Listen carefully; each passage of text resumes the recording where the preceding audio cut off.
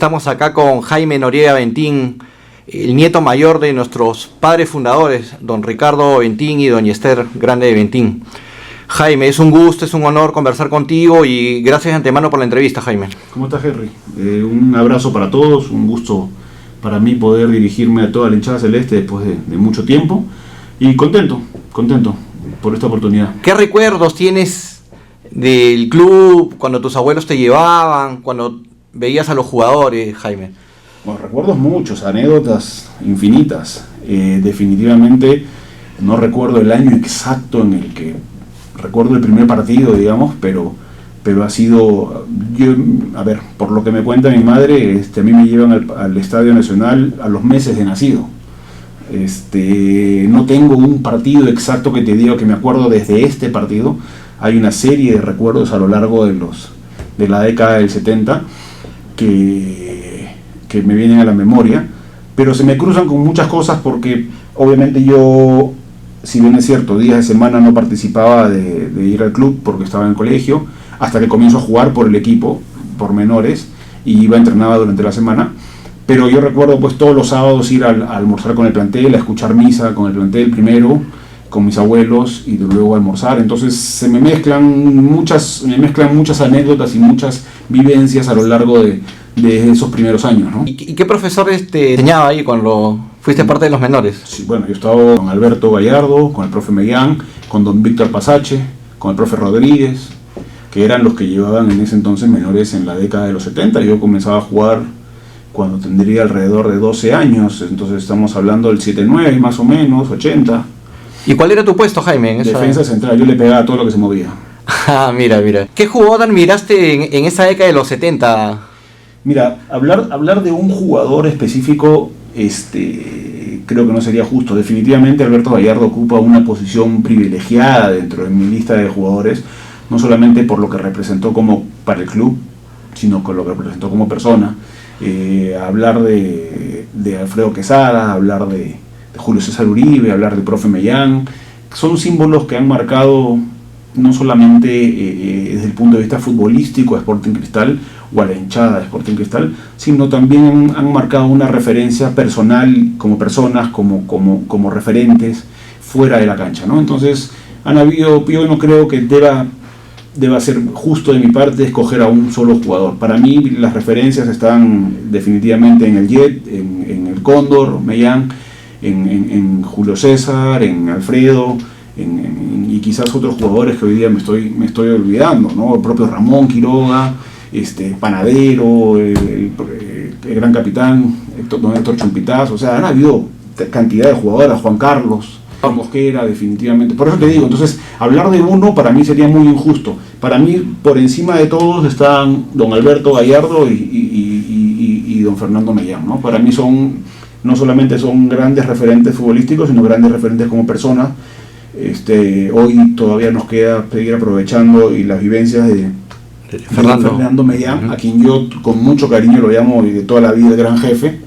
Y bueno, creo que esos dos son para mí los principales íconos del Sporting Cristal, ¿no? El año 79 se obtiene un título más que se jugó en enero del 80. Fue un título especial porque meses antes había fallecido tu abuelo, Jaime. Bueno, en realidad tendríamos que remontarnos al 76, cuando fallece mi abuela primero. Mi abuela fallece en octubre del 76. El 77 fue el campeonato que lleva su nombre y se contrató a muchos jugadores para esa época porque lo que buscaba mi abuelo es que Sporting Cristal ganase ese campeonato. No se logra por circunstancias deportivas, lo logra Alianza ese campeonato, y sin embargo años después la directiva de Alianza le regala esa copa a mi mamá. Y bueno, está en la vitrina del club.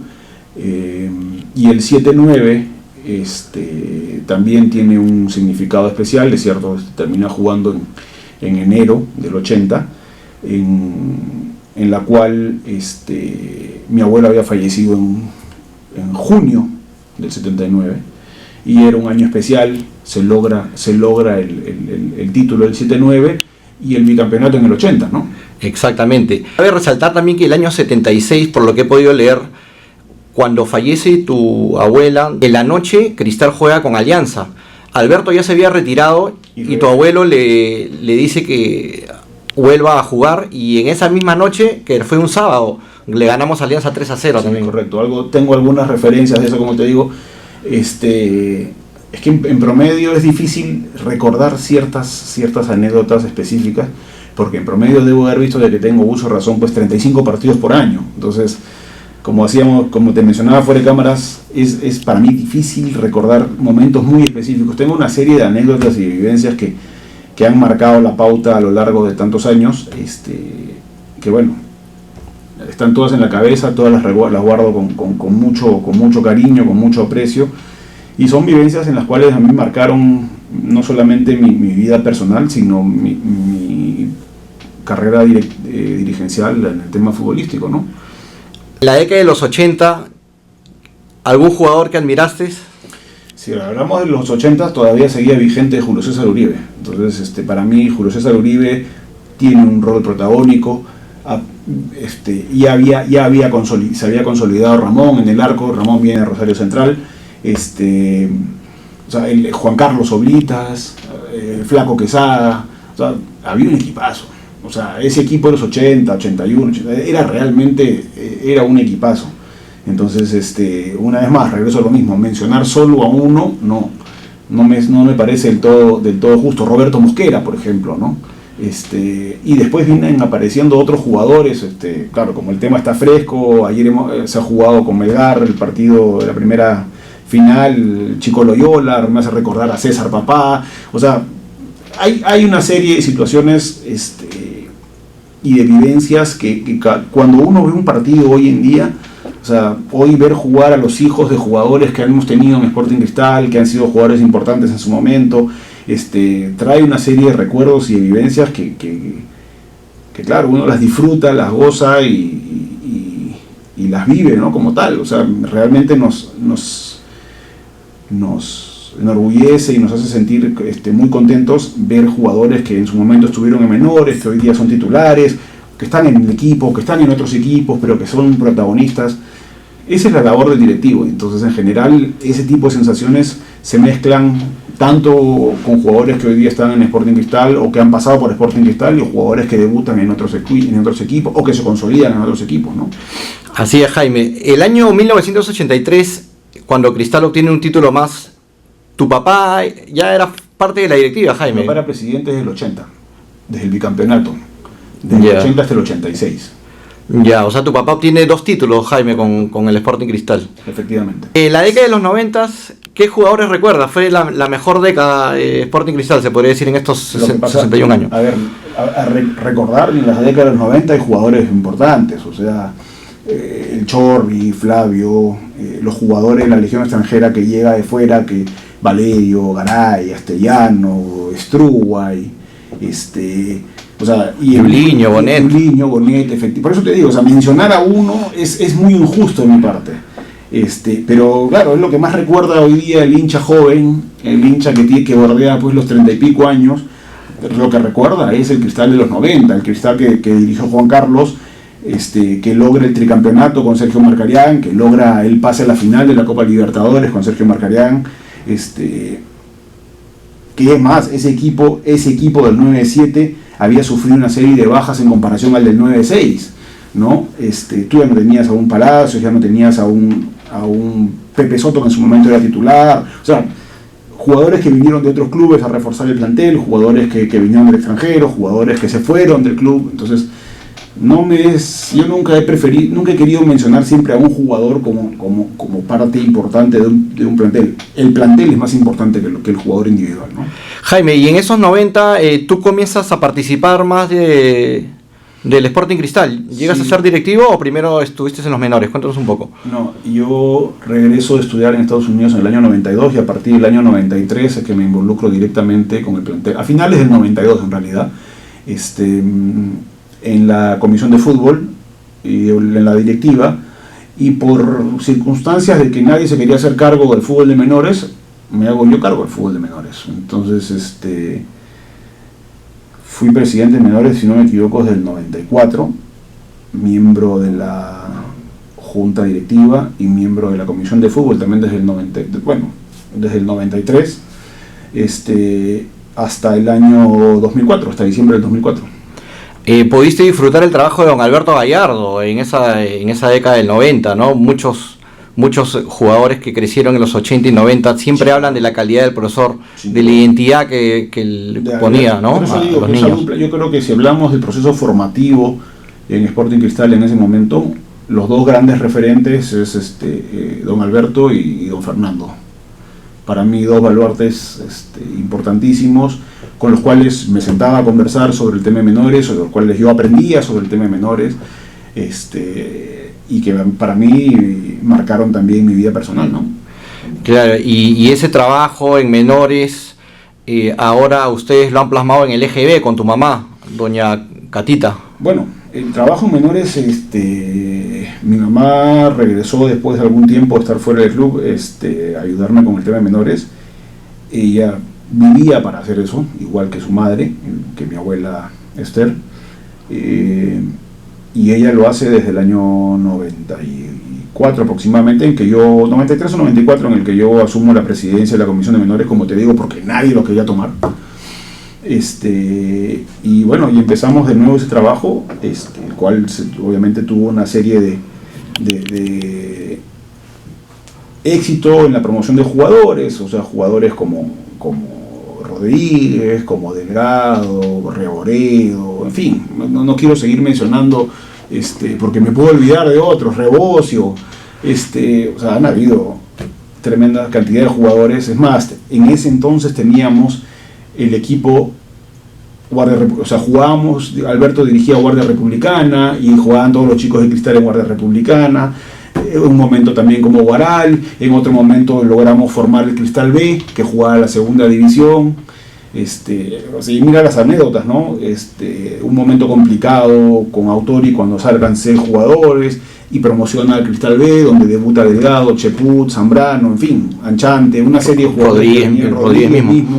Así es, entonces tengo, como te digo, recuerdos de planteles profesionales, recuerdos de procesos de menores, ver crecer a los chicos desde muy pequeñitos. Yo recuerdo cuando llega Diego Peña al club, ¿no? El mismo Eric Delgado, o Renzo Reboredo, como te comenté la anécdota de Renzo, que dentro de menores a él no le decían Renzo, sino Recio Reboredo, en fin, tantos jugadores que hoy en día están en el club, otros en otras casas, otros ya no continúan en el fútbol, pero hay una serie de anécdotas y de vivencias que no me las quita nadie, ¿no?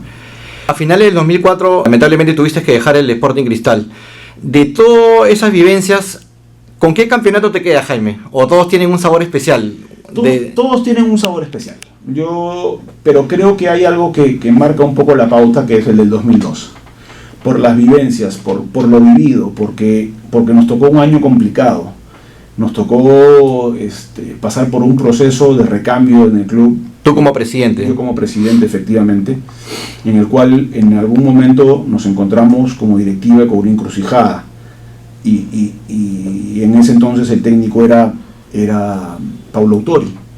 Y Paulo un día nos dice que renunciaba al club, que él prefería irse al club porque lo que iba a proponer el club no lo podía aguantar, y sostener, que la directiva no iba a poder sostener lo que él iba a proponer.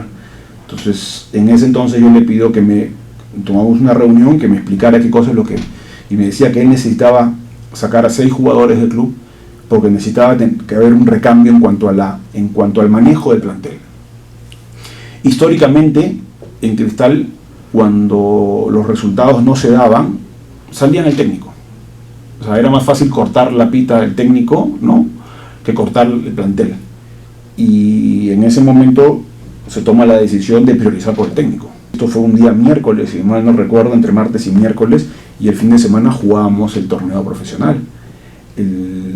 Se juega contra Melgar, después de haber sacado en el San Martín, y coincidencias de la vida. Mira, hoy día estamos jugando una final contra Melgar, y el equipo B, en este caso el Cristal B, que es cuando debutan Delgado, Cheput, en fin, Anchante, Zambrano, tantos jugadores que estaban en el Cristal B, le mete un baile a Melgar en el San Martín. 4-0. Efectivamente, pero no solamente fue un 4-0, fue un baile. Entonces, bueno, y la semana siguiente jugábamos contra el Nacional en Montevideo, en donde fue el primer partido, por ejemplo, de Eric y de muchos chicos. Eric fue figura. Entonces, fue un año de circunstancias muy difíciles de llevar. El partido con la U, a la semana siguiente nos viene el partido con la U en Monumental. El 4-3. El 4-3, en donde en ese entonces nosotros los directivos veíamos el partido desde abajo, desde el camerín, y yo tenía la barra de cristal a mi derecha, y los insultos y la puteada era pues enorme, porque habíamos tomado la decisión de sacar a 6 jugadores. 6 jugadores, dentro de ellos Jorge Soto, ¿no?, que era el principal referente. Y bueno, todos sabemos lo que pasó, cómo se vivió, pero para mí fueron 2 o 3 semanas de no dormir, 2 o 3 semanas de una incertidumbre tremenda, porque la responsabilidad que uno llevaba encima, no solamente ante la opinión pública, la hinchada, el plantel, ante la corporación Bacus, por haber priorizado el proceso de Paulo Autori frente independientemente del grupo humano, era la primera vez en la historia que se hacía. Y al final, para hacer corta la historia, el tiempo nos terminó dando la razón, logramos el campeonato, recuperamos a un Jorge Soto en su mejor momento, y bueno, ya creo que eso es parte de la historia que todos conocen. Para mí, por eso es que para mí tiene un sabor especial.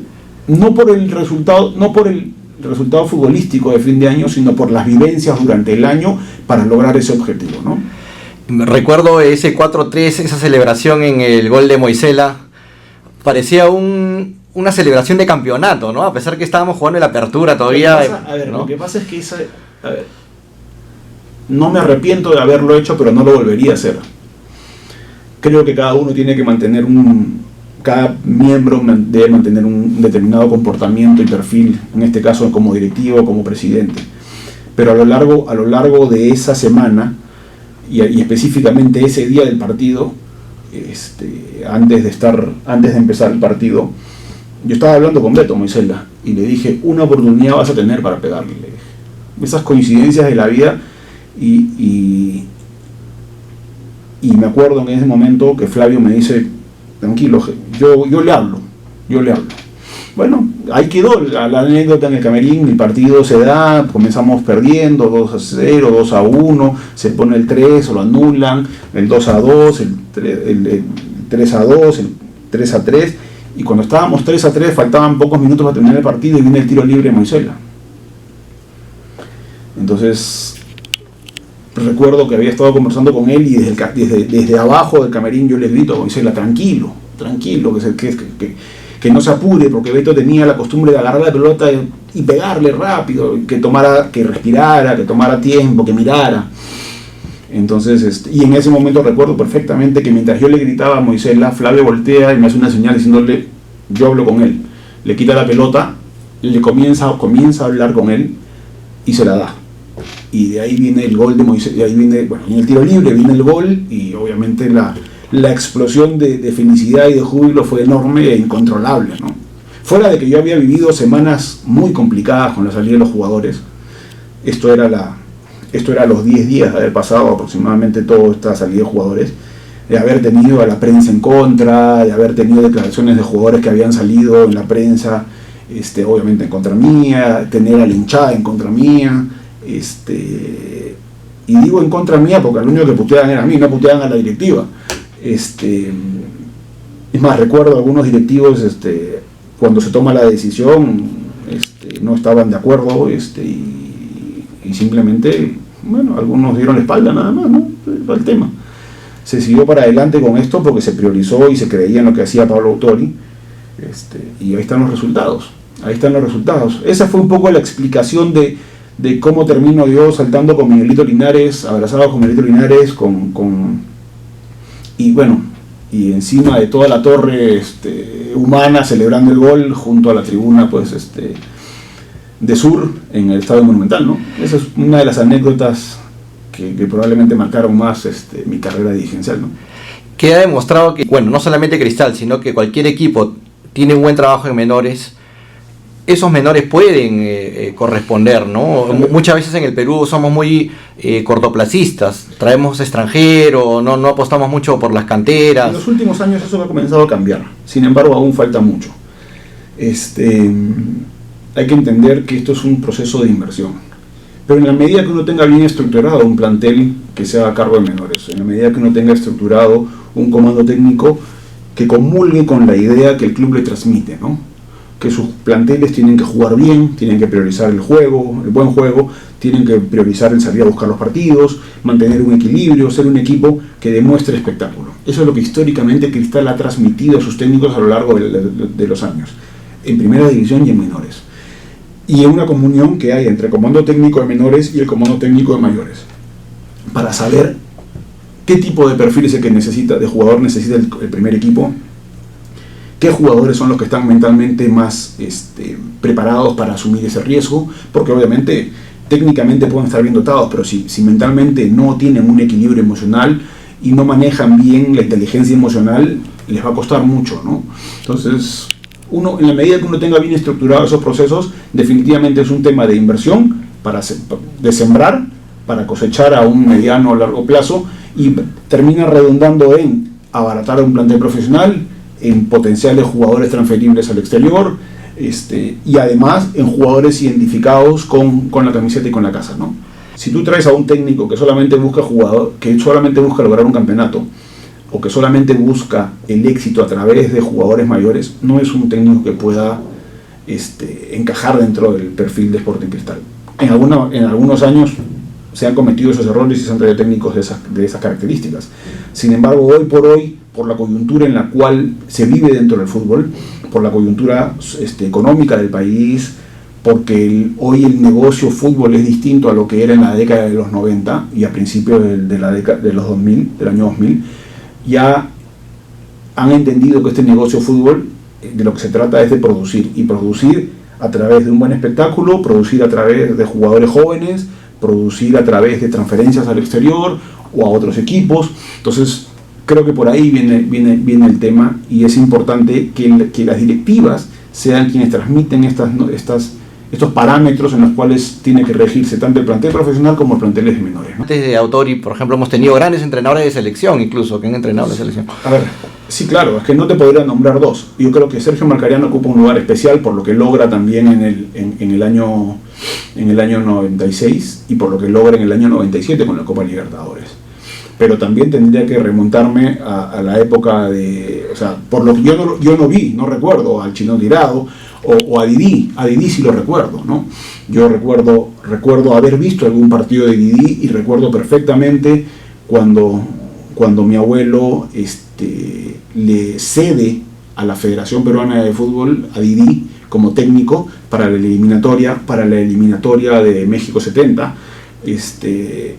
Yo tendría 3 años o 4 años, y toda esa historia se vivió en mi casa, se vivió en casa de mis abuelos, en donde mi abuelo accedió a seguirle pagando el salario a Didi y que dirigiera la selección, ¿no? Jaime, hablando de esa década de los 70, ¿recuerdas el partido de la Bombonera? ¿O te lo han contado ya después? Tengo algunas ideas, y después obviamente haber visto videos y qué sé yo, he recordado algunas cosas, pero no es que lo tenga así de fresco. Y bueno, me han contado una serie de anécdotas, ¿no? Cosas que se vivieron de adentro, pero bueno, cosas que hoy día ya no suceden, ¿no? En la época el fútbol cambió mucho ya en las últimas décadas. Eso fue una batalla campal, pero bueno, hasta en eso tienes que ver que los jugadores que tú tienes tienen que ser jugadores aguerridos, no confundamos la mala leche con el ser aguerrido, ¿no? Jugadores que defiendan su camiseta y que obviamente no se dejen pisotear por nadie, ¿no? Teníamos a un defensa como Chito Latorre, donde la más baja la ponía acá. Sí, claro, me acuerdo perfectamente de Chito, y con Chito nos hemos encontrado hace algunos años atrás. Hay muchas anécdotas al respecto, ¿no? Muchas. Y de los títulos, muy aparte del 2002, ¿Qué otro título recuerdas, Jaime? De repente ya no como tus abuelos que ya habían fallecido, pero de repente con tus padres, el bicampeonato del 80, o sea, 7-9-80, el del 83, o sea, generaciones como la de Humberto Valletaro, el Conejo Ríos, el Tutarreder, o sea, Antón, Loyola. Así es, Julio César Antón, el Loco Arteaga, César Loyola, el Loquito Arteaga, Eloy Ortiz, o sea, cantidad de jugadores. Por eso para mí me es muy difícil, como te digo, nombrarte a uno porque voy a ser muy injusto con otros, no nombrándolos. Pero después, obviamente, otra cosa que está muy fresca es el tricampeonato, ¿no? Por la forma como se logra, porque esos planteles que logran, el plantel que logra armar Juan Carlos para el año 94-95, que lo digamos, comienza en el 93 el proceso, pero termina dando frutos en el 94, el 95, o sea, era una máquina. Ese Cristal definitivamente era una máquina, una avasalladora, avasallaba a los rivales, y recuerdo claramente pues el 9-4, el 9-5, el 9-6, el año 97 por la Copa Libertadores. Sin embargo, también después del 97 futbolísticamente tuvimos una serie de problemas, después de perder la final de la Copa Libertadores, ¿no? Ahí ante Cruzeiro. Jaime, yo recuerdo mucho esa tarde del tricampeonato. Bueno, yo estaba en Popular Sur, pero viendo el video, una entrevista que te hace Mikel Rospigliosi ahí en la cancha antes de empezar el partido, que tú te emocionas ahí cuando él te hace referencia a tus abuelos, sí, porque claro. Era un día especial ese 27 de octubre porque por primera vez íbamos a obtener el tricampeonato en el fútbol peruano. Correcto. Y además siempre a lo largo de la historia, o de mi historia en este caso dirigencial, siempre mi trabajo fue en miras a lo que mis abuelos hubiesen querido o ellos que hubiesen hecho en determinadas circunstancias.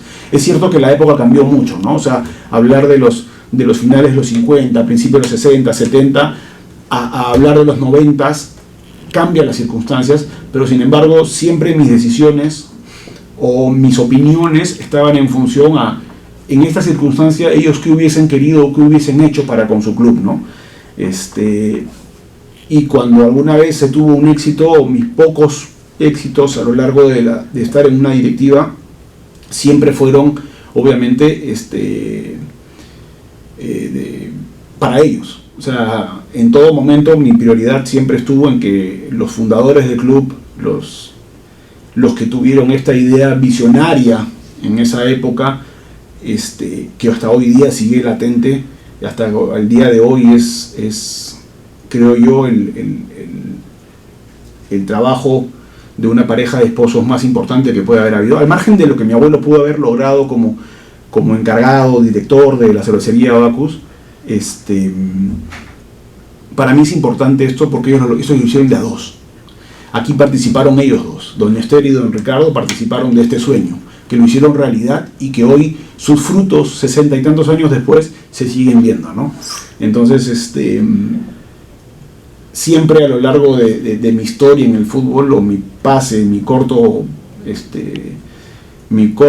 paseo por el fútbol profesional como directivo, siempre fue en función a lo que ellos hubiesen querido para con su club y lo que ellos hubiesen podido hacer en determinadas circunstancias, ¿no? Entonces, si alguna vez tomé decisiones favorables para con el club, definitivamente fueron, estoy seguro que ellos me guiaron en ese camino y la decisión fue la correcta. Tus abuelos fueron personas que lamentablemente ya no hay esa calidad de personas en el fútbol, no solamente con jugadores de Cristal, incluso he leído que también en la década de los 70, por la misma crisis militar y eso, a veces ellos invitaban a jugadores de otros equipos a almorzar ahí a la casa de la avenida Benavides, donde ellos vivían también, Jaime, ¿no? Bueno, sí.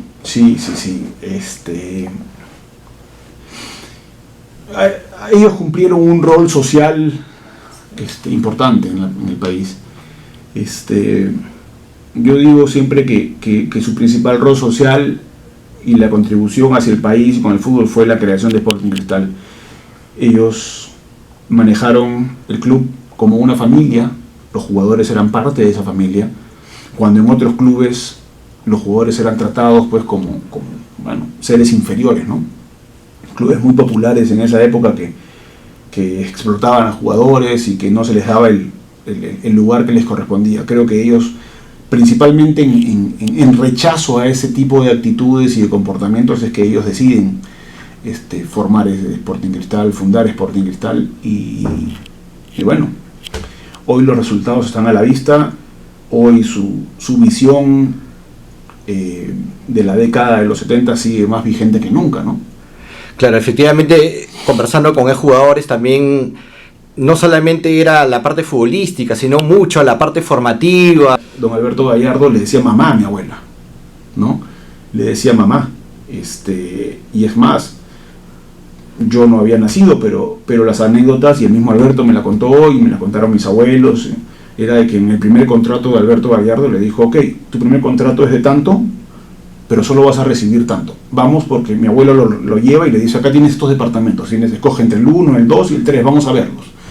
Entonces le dijo: lo primero que tú tienes que hacer es asegurar tu casa, tener tu casa. Y así no solamente fue con Alberto, con el profe Mellán, así fueron con todos los jugadores que ellos tuvieron, digamos. Entonces mi propia abuela directamente llevó a Alberto a que escogiera y le dijo: acá tienes este departamento, tienes este, tú escoge. Esto va a cuenta de tu contrato, ¿no? Entonces, de ahí es que viene la cercanía y esa intimidad con la familia Gallardo, ¿no? Exactamente. Jaime, tenemos un hermoso club ahí en el predio de la Florida. ¿Tú crees que un segundo sueño de tus abuelos hubiera sido tener un estadio propio? En tu época dirigencial, ¿se trató de buscar Sí, a ver, no solamente en mi época, sino en directivas anteriores en las cuales yo participé, tratamos de buscar la posibilidad de tener un estadio propio. Pero había una serie de complicaciones. En primer lugar, tú necesitabas un mínimo de 14 hectáreas. Estamos hablando de 140.000 metros para lograr un estadio. Porque el estadio no es solamente la cancha, las tribunas y, vamos a suponer, lo que hagas de palcos, ¿no? Sino los accesos, los estacionamientos, el flujo de gente que tanto puede llegar al estadio, salir del estadio, vía transporte público, vía transporte personal, caminando. Entonces, el proyecto es bastante complejo, no es tan fácil como que, ok, acá tengo una hectárea, acá tengo un determinado espacio, acá pongo el estadio. Había que consolidar todo un tema de accesos. No habían 14 hectáreas en ningún lado. Las que comenzamos a buscar cerca del RIMAC primero. Que es lo ideal, ¿no? Que hubiese sido lo ideal. Sin embargo, el terreno que era el Club Revólver y el Ministerio de Educación y Finanzas, de Economía y Finanzas, que está terminando Tacna, que en algún momento lo vimos como una posibilidad, solamente tenía un acceso, que era la avenida Tacna y Alcázar. Entonces, no tenías acceso. Es lo mismo que le pasa al Monumental. Hoy en día, hacia la espalda del estadio no hay salida. Entonces, no procedía por ese lado. Los organismos rectores en ese entonces de la Municipalidad de Lima, la Municipalidad del RIMAC, ya habían problemas de barras, ya habían problemas de enfrentamientos de barra, entonces no daban el paso a esa situación. Comenzamos a ver en su momento en Villa El Salvador la posibilidad de un estadio, había el hectareaje determinado, pero no había los accesos determinados. Construir un estadio es absolutamente complicado. Yo estoy seguro que el hincha siempre identifica, no, queremos nuestro estadio. Yo también lo hubiese querido. Pero no es simplemente hacer el estadio. Es cumplir con los requisitos que hoy día son mucho más complicados todavía. Requisitos de seguridad, como te digo, de accesos, transporte.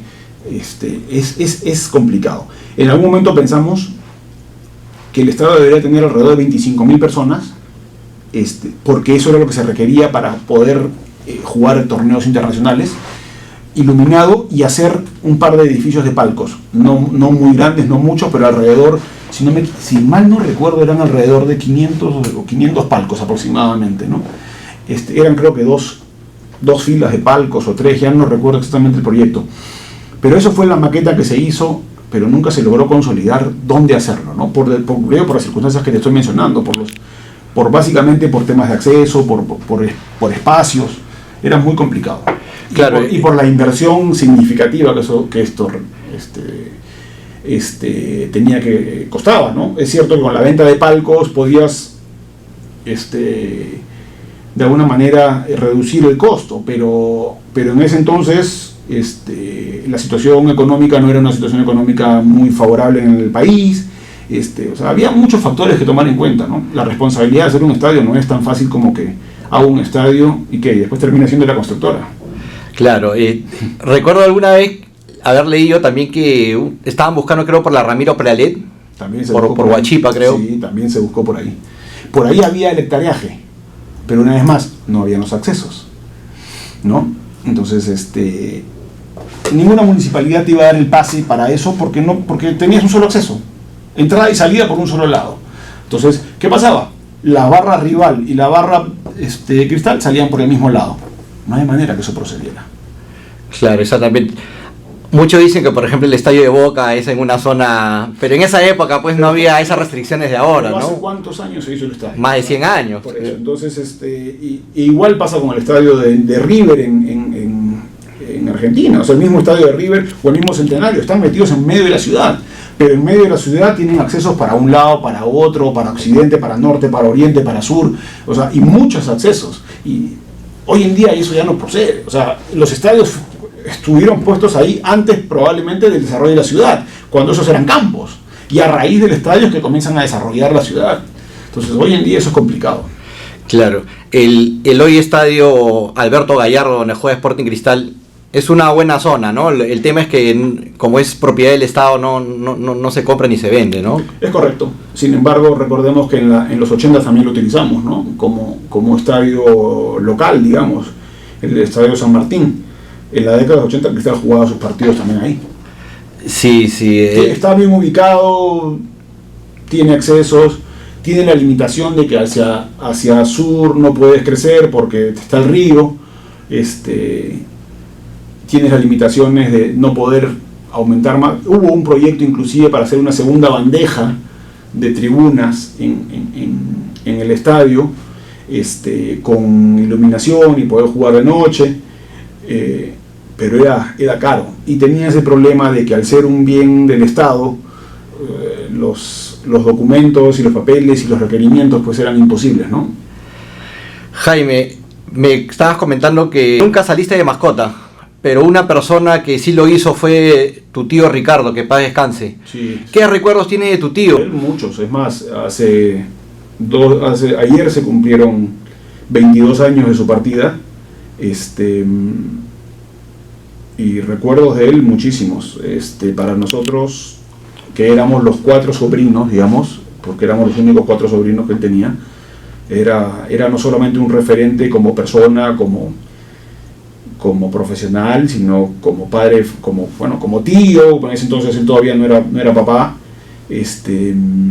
Además le gustaba el fútbol, le gustaban los carros de carrera, corría autos, y era mi segunda pasión. Entonces yo disfruté mucho con mi tío Ricardo del haber vivido una serie de experiencias. Si bien es cierto, él no iba mucho al estadio, estaba muy pendiente de lo que pasaba dentro del club. Compartí con él los autos de carrera, compartí con él irme de cacería. O sea, él fue una persona que de alguna manera marcó también mi vida, y que bueno, hoy él tiene 2 hijas, mis primas hermanas, Almudena y Aranza, las cuales queremos muchísimo. Somos, por este lado de la familia Bentín, somos solamente 6 primos, ¿no? 4 nosotros y 2 ellos, y no hay más, digamos, por la familia Bentín grande. Y recuerdos de él, innumerables recuerdos, ¿no? Innumerables y lindos recuerdos. Él fallece en el 94 y justo Cristal también obtiene ese título, ¿no? Con la máquina celeste, que fue una de las mejores campeonas de toda la historia de Cristal. Él fallece el 11 de diciembre del 94. Y Cristal había campeonado un 29 de octubre del 94, cuando empatamos con el Minas. Exactamente. En el Estadio Nacional. Sí, lo recuerdo perfectamente. Él ya había tenido esta enfermedad, le descubren esta enfermedad del cáncer en julio y se lo llevó en diciembre, ¿no? Hay muchas cosas con él, recuerdos de toda índole, ¿no? Recuerdo sus últimos días haberle pedido disculpas a mi madre por haberse equivocado, y creo que con eso se fue en paz, haberse equivocado y haber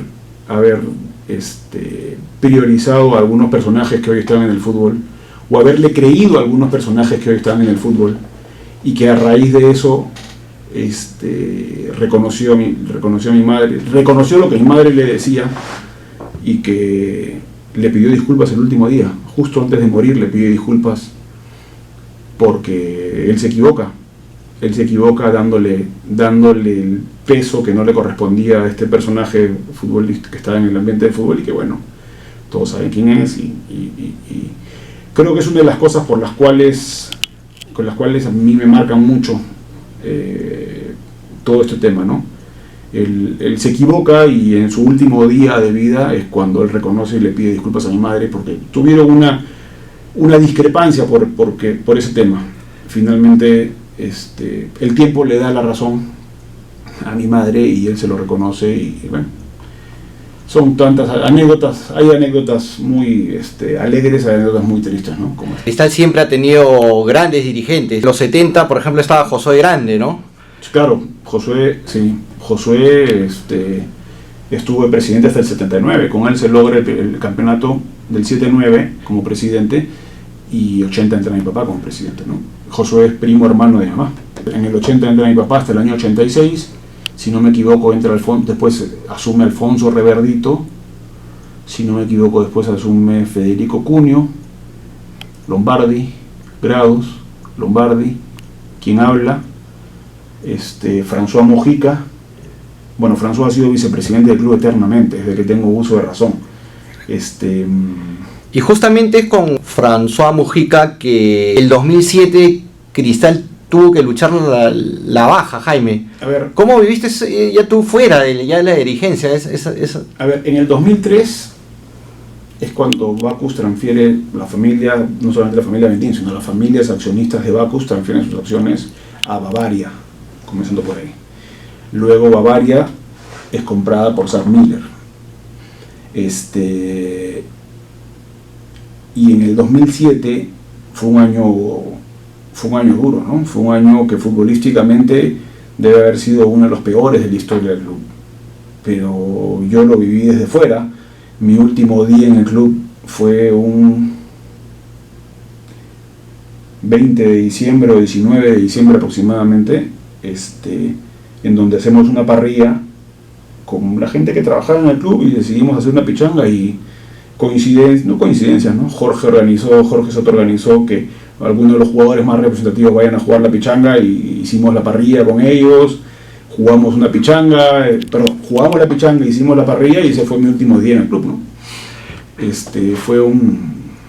No recuerdo exactamente, fue un día 17, 18, 19 de diciembre en el cual termina mi proceso terminaba el 31 de diciembre mi proceso como presidente. ¿Del 2004? Del 2004, efectivamente. Exacto. Y de ahí yo no regresé al club hasta, qué sé yo, un partido que jugamos con EGB contra Cristal, para hablarlo con propiedad, Cristal contra EGB, jugamos de visita y debe haber sido alrededor del 2007, 8, por ahí, ¿no? 7, 8, 9 de repente, ¿no? Fue la única vez que regresé al club en esa época, ¿no? Es más, porque tenía prohibido el ingreso al club. Lamentablemente. Jaime, muchos dicen, bueno, el hincha a veces comenta en las redes sociales, ¿por qué ustedes no pudieron comprar, o sea, con sus acciones pudieron comprar el club? Explícanos eso, porque también hubo intenciones el 2008 de adquirirla, ¿no, Jaime? Pero lamentablemente no les dieron las facilidades. A ver, cuando en Cervecería Bacus definen la venta del club, estipulan una serie de condiciones. En ese entonces, esta dupla formada por el señor Mansur y el señor Freddy Nosar y Mansur, se presentan como candidatos para comprar el Sporting Cristal. Yo voy y hablo con el segundo del que estaba encargado de la venta del club y le dije cuáles son las condiciones de compra del club y me dan las condiciones que habían dado a esta pareja de interesados, digamos, ¿no? A este consorcio. Y digo, ok, perfecto, yo lo tomo. Cuando esta persona habla con el responsable, que era García Rosell, me regresan y me dicen, Jaime, no, para ti las condiciones son 7 millones de dólares en efectivo y nada más. Cuando a los otros no les obligaban a poner un solo dólar, el compromiso era de invertir X millones de dólares a lo largo de los próximos 5 años, y Bacus le aseguraba un ingreso por publicidad de X millones de dólares por año. A mí solo me dijeron, no, tú tienes que poner 7 millones de dólares. Entonces el mensaje era claro, el mensaje es, tú acá no lo tomas. Entonces dije, ok, perfecto, ahí queda el tema, no hay vuelta que darle. Sí se tuvo esa intención, es más, me había reunido con algunos ex directivos para poder armar un grupo de trabajo y poder estructurar esto, pero bueno, la decisión fue de una sola persona y esa persona decidió no hacerlo. Y lo que me transmitieron directamente fue, estas son las condiciones para ti. Claro, y que incluso ni siquiera te iban a dar el predio de la Florida por un tiempo, sino tú tenías que buscar un terreno, por decir así. Ya no recuerdo cómo era lo del predio. Definitivamente el predio no se vendía porque el predio es de Bacus.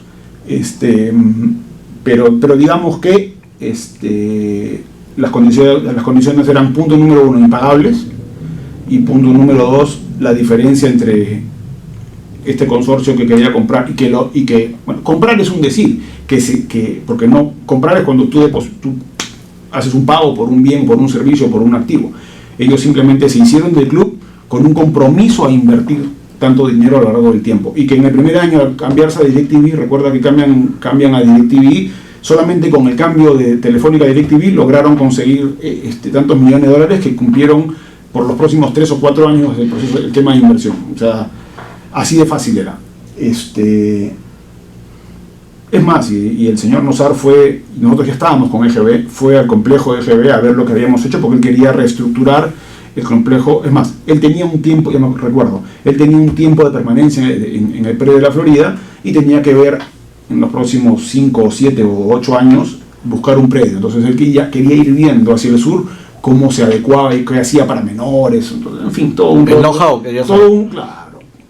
verbo florido. A nosotros no se nos dio esa posibilidad. Como respuesta final, a nosotros no se nos dio esa posibilidad. Quiere decir que había un personaje ahí que siempre los quiso lejos del club, ¿no, Jaime? Lamentablemente. Y fue ese personaje el mismo que firmó el memorándum en el cual le prohibía la entrada a mi mamá. Fue ese mismo personaje en el que se dedicó a hablar estupideces y a hacer estupideces. Se logró consolidar en Sporting Cristal en esa época un plan de trabajo muy claro que iba a tener éxito a lo largo de los próximos 3 o 4 años, porque obviamente habíamos reestructurado todo el tema de menores, logramos consolidar un gran grupo de trabajo con un criterio definido, uniforme, con sistemas de trabajo ya determinados, y eso es lo que hoy día hacemos en EGB, ¿no? Simplemente, hoy en el fútbol no hay nada por inventar. EGB es lo que tratamos y logramos conseguir durante los 90 y principios del 2000 en Sporting Cristal, con un grupo de trabajo muy bien definido, con un criterio de trabajo definido, con un gran grupo humano, y por eso es que hago esa referencia, ¿no? Claro, y hoy en día que tu mamá dirige el EGB, han salido varios muchachos, ¿no? El más conocido es ese Renato Tapia. Han salido varios muchachos. Lo que pasa es que Renato es el que más suena, porque Renato fue transferido al exterior directamente sin haber jugado en primera división en el Perú. Sin embargo, a lo largo de los años colocamos alrededor de entre 14 y 16 jugadores en primera división cada año. En Cristal han ido varios jugadores. Bernabol es un jugador formado en Sporting Cristal. Para no ir tan lejos, este jugador Alexis Arias de Melgar es jugador formado en EGB. Mario Velarde, el Chico Ortiz. Hay muchos jugadores que hoy día son jugadores importantes en diversos equipos que han sido formados en EGB, y que obviamente tenemos, no voy a decir convenios, pero cercanía pues con todos los equipos, porque no hacer un convenio con un solo club es imposible. Ningún equipo se va a llevar todos mis jugadores, no tienen cabida, porque todos tienen divisiones menores. Pero hemos colocado jugadores en Cristal, en Alianza, en San Martín, hemos colocado en la U, hemos colocado en Aurich, hemos colocado en Melgar, hemos colocado en Unión Comercio, hemos colocado, en fin, en segunda división. O sea, como te digo, a lo largo del año alrededor de 14 o 15 jugadores es el promedio de jugadores colocados en primera división, ¿no? Y lo importante es que doña Cata sigue el legado de tu abuela, doña Esther, ¿no? Ella sigue trabajando tanto como lo hizo mientras estuvo en Sporting Cristal, con el mismo cariño, con el mismo ímpetu, con las mismas ganas y sobre todo con el mismo proceso, ¿no? Finalmente cambiaron algunas personas, unos vienen, unos se van, es parte de este proceso, pero la esencia sigue siendo la misma, ¿no? Ella es la responsable de esto, yo cada vez le dedico menos tiempo al día a día de eso, digamos, por otro tipo de responsabilidades, pero bueno, es ella la principal promotora y gestora de lo que hoy día es el EGB, ¿no?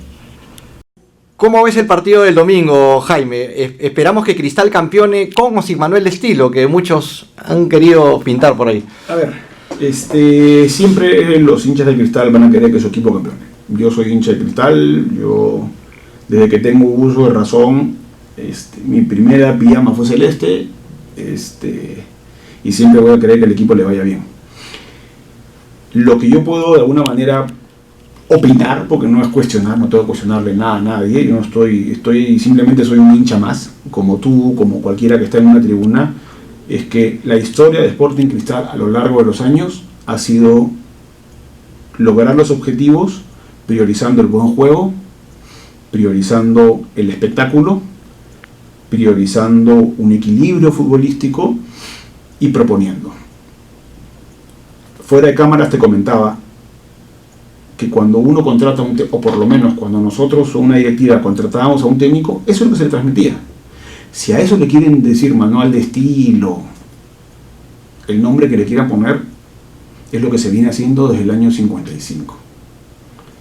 A todos los técnicos en la historia del club se les ha dicho lo mismo. Prioricemos el espectáculo, prioricemos el buen juego y a raíz del buen juego lograr los objetivos. Yo entiendo que a lo largo de una campaña habrán partidos difíciles de jugar, que no podrás proponer, jugar en Cusco probablemente, cuando se jugaba en Cerro Pasco era imposible proponer. Pero la esencia es esa. Sporting Cristal se fundó así, y desde su primer campeonato fue así. Entonces, que hoy día alguien le quiera decir el manual de estilo, ese es un manual de estilo que está hecho en una universidad, no sé, plagiada y pues, registrada en una vil copia, ¿no? El manual de estilo es la esencia con la que la institución fue creada. Entonces, llámale manual, llámale como quieras, es la esencia. Es la esencia. La esencia de ir a jugar los partidos, a agradecerle a la gente que va a respaldarte, jugando bien, tocando la pelota por el piso, siendo creativo, manteniendo un equilibrio, dando espectáculo, y a raíz de juntar todas esas variables es que se logra el objetivo de ganar un partido. Esa es un poco la esencia de la historia del club. Entonces, hoy día no me vengan a hacer ni películas ni vender cebo culebra con términos que quieren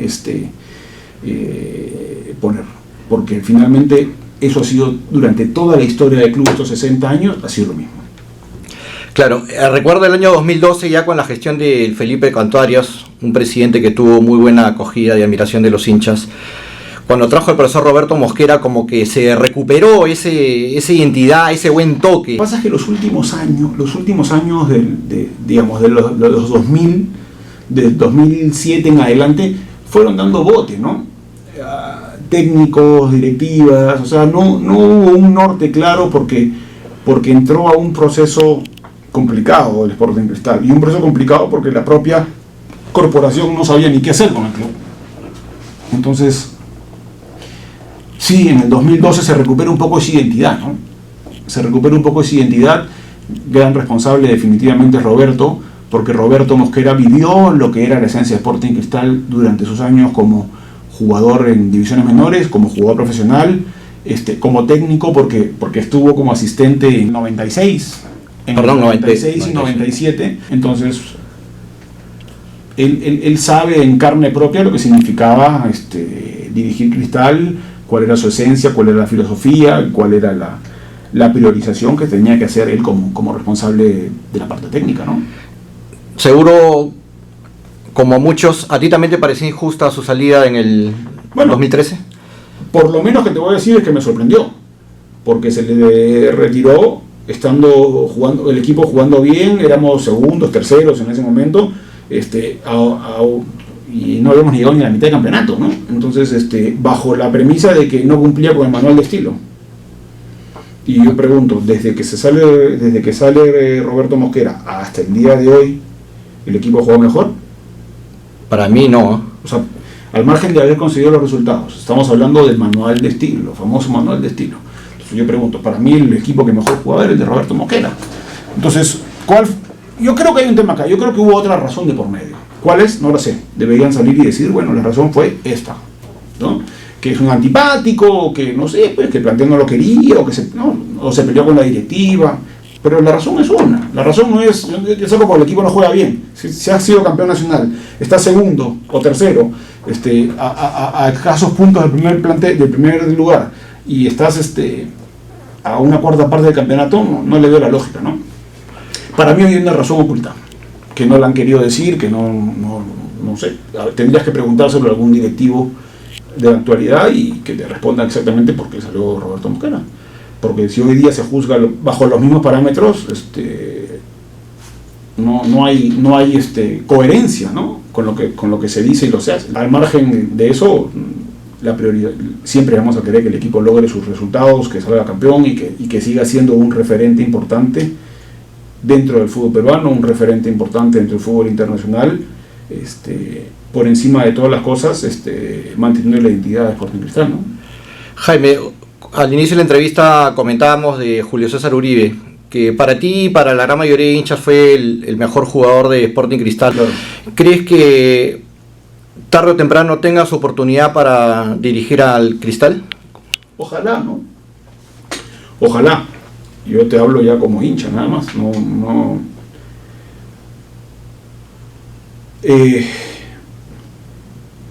En la medida que existan o que se mantengan algunos personajes dentro de Sporting Cristal, Julio César no va a tener la oportunidad. Si eso cambia, quizás. Como amigo de Julio César, como hincha de Sporting Cristal, ojalá en algún momento le llegue esa oportunidad. Pero conociendo un poco la interna, hoy por hoy, mientras algunos directivos estén a cargo del club, digamos, esa posibilidad va a ser denegada definitivamente. Yo salgo del 2004, yo salgo en diciembre del 2004, a la fecha yo nunca he tenido contacto con ninguna directiva.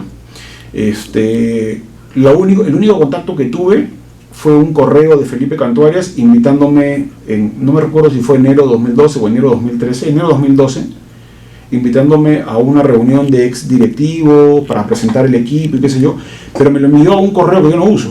Entonces, es más, ese correo lo encuentro 6 meses después, por esas cosas de que revisé ese correo que y le respondí a Felipe en ese momento que ese correo, disculpe, no sabía de la invitación y que no sabía nada porque la invitación fue a través de un correo que no uso, o sea, ni siquiera me llamaron por teléfono o me mandaron una carta bueno, saben que mi oficina es acá y si hubiesen querido tomar contacto conmigo tenían cómo hacerlo directamente por teléfono, ¿no? Porque además había miembros en la directiva que habían estado en mi directiva y tienen mi teléfono en la mano. Entonces, esa fue la única cercanía que tuve yo con alguna directiva de Sporting Cristal. De ahí en adelante no he tenido ninguna cercanía, más allá de encontrarme con algún dirigente de la actualidad y que lo único que hago es no conversar de fútbol.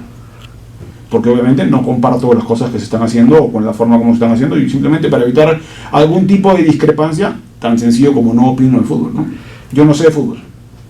Así es, Jaime. Bueno, no sabes de fútbol para ellos, pero todos sabemos que ustedes son las personas identificadas, Jaime, tú, tu mamá, y bueno, tus abuelos, tu tío, Jaime, y es un gusto haber conversado contigo, Jaime. Mañana estamos cumpliendo un aniversario más del sueño de tus abuelos. Estamos cumpliendo un aniversario más del sueño hecho realidad de doña Esther y de don Ricardo. Cuando se funda el año 55, el famoso Sporting Cristal Bacos, ¿no es cierto? Este era el gemelo que llevaba mi abuelo, con el escudo de esa época, ¿no? Este es un dije que lo llevo desde que entré al fútbol, desde que me dediqué a ser dirigente Sporting Cristal, y lo llevo colgado en el pecho. Entonces, en honor a él, en honor a mis abuelos,